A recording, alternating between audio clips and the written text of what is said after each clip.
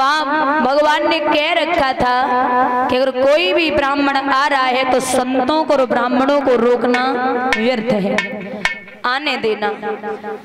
ब्राह्मण देवता अंदर पहुंचे, पाती भगवान के चरणन में डाली और चरणन में डाल के भगवान को जब चेहरा देखो तो विचार करो ये भगवान मोड़ी ठगी है, जो इतना करिया उल्टो तो धरो जाके लाए रोई रही हम सही कह देती तो हमें कोई लड़का ढूंढ देते, जाके लाए परेशान है। लेकिन परीक्षित भगवान ने जरा सा मुस्कुरा दिया और जैसे ही भगवान मुस्कुराए ब्राह्मण देवता बेहोश। जो होश हुआ तो विचार करो सारे संसार की शोभा रुक्मणी ने मेरे कन्हैया में ढूंढ ली। भगवान बोले ब्राह्मण देवता अब जो कुछ भी है कछु करो, ऐसे तो हमारे दादा नहीं जाने देंगे, लेकिन आप 2-4 कदम चलो और खांसो, फिर बैठ जाओ, फिर 2-4 कदम चलो, फिर खांसो, फिर बैठ जाओ। तो बाबा सोचेंगे ब्राह्मण बूढ़े हैं, ऐसे से हम तुम्हें छोड़े आए होते से रुक्मणी को ले आए। माताओं शांति बनाए रखो, बात मत करो। अब इतने से ब्राह्मण चले 2-4 कदम चले, खांसन लगे, बैठ गए, फिर चले, फिर खांसन लगे, फिर बैठ गए। बाबा बोले जाओ छोड़ गया, तो ब्राह्मण को छोड़वे के लिए चले। जब तक द्वारिका में रथ रहो तोलो तो धीरे धीरे, और जो द्वारिका से बाहर रथ निकलो होगा। महाराज आसमान में भगवान रथ को उड़ा रहे, अब ऊपर से पंडित जी नीचे देख रहे, विचार कर रहे कन्हैया हे प्रभु अगर आज हीरे के फंदा से छूट गए तो जिंदगी में परवे वाले नहीं। रुक्मणी वहां बैठी विचार कर रही, जने पहुंचे हो हैं जन नाए, जने पहुंचे हो हैं जन नाए। और तब तक तो आए गए, बोले हाँ मऊ आयो बेहू आए, रथ खड़ा है मंदिर में, आप जाओ और चुपचाप निकलना क्योंकि फौजें लगी हैं रुक्म और शिशुपाल की। महाराज रुक्मणी ने 16 श्रृंगार किए और सज धज करके चली, तो मैया के गले में मैया डाल के खूब रोई। मैया ने जवाब दो का बात है बिटिया, आज बरात दे आई कल विदा होवेगी, तू आज सही रोई रही है, ऐसे काहे को रोई रही। रुक्मणी बोली तू जय समझे कि बिटिया आज हुई जा रही है, मैया को का पता को बिटिया कहाँ जा रही। रुक्मणी ने वहां माँ के गले से मिलके वहां से आगे बढ़ी, और जब आगे बढ़ी हैं तो एक तरफ शिशुपाल की फौजें लगी, एक तरफ रुक्म की।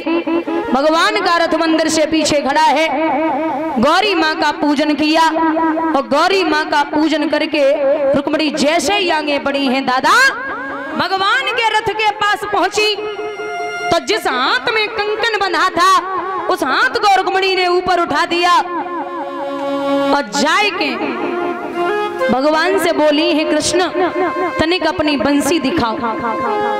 भगवान बोले अरे रुक्मणी मुरली मांग रही हो, तुम नहीं जानो कुबेर के घड़ा में को पेड़ जमो, मिन मुरली के नाम कटाए धरो है, शेष ने काटी महेश ने पेड़ी, ब्रह्मा ने सनकादि करी है, और विष्णु जी ने छेद करे, नारद जी ने देख धरी है, सो मांग रही हमसे मेरे अरवन खरवन की बसुरी है।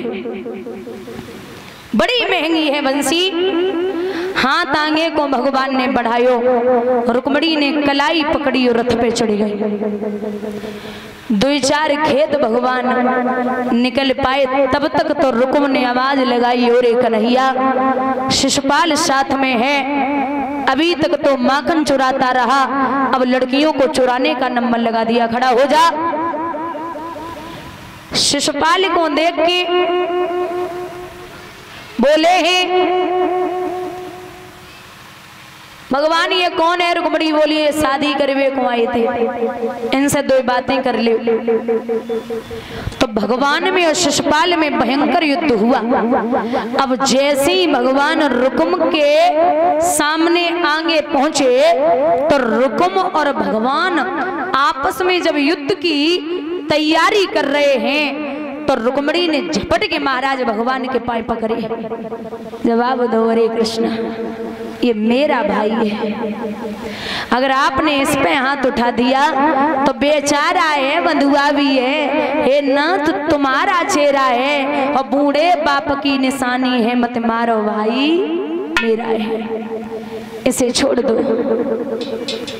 और रोई के रुक्मिणी बोली, अरे कन्हैया,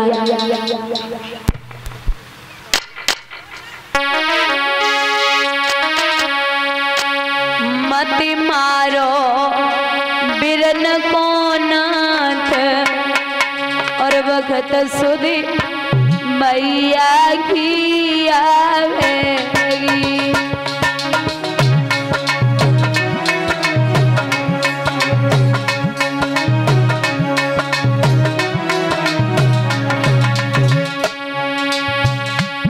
मत मारो बिरन को नाथ, वक्त सुधी मैया की आवेगी।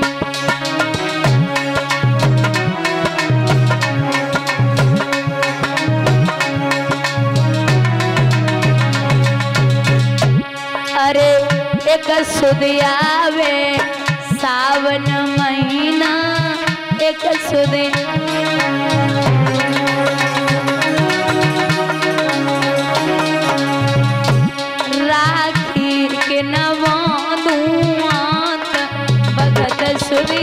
मैया की आवेगी।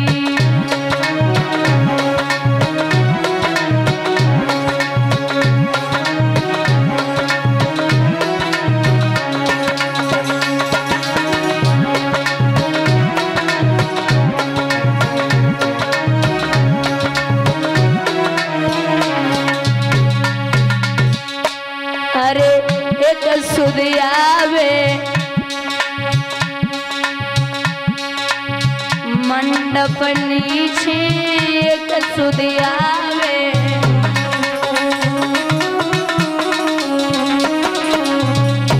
हम किन पे पीने बात, भगत सुध मैया की आवेगी।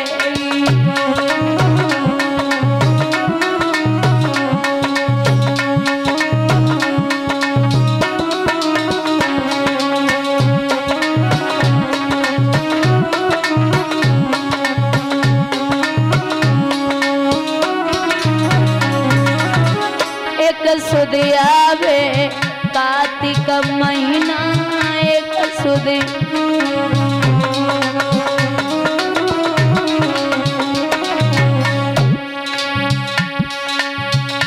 हम किने खवावे, भगत सुध मैया की आवेगी।